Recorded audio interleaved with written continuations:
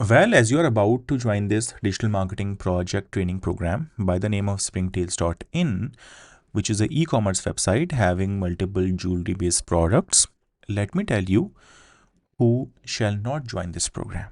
That's right.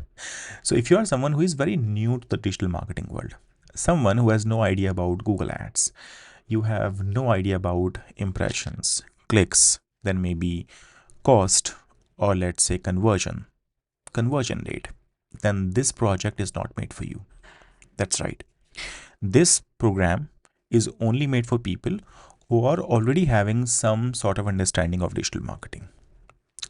But now looking forward to work on a project, looking forward to know how to set up different campaigns for a project in Google Ads, and then how to set up different campaigns in Meta Ads, how to go through Google Merchant Center, how to analyze traffic in Google Analytics, how to perhaps set up tags and triggers.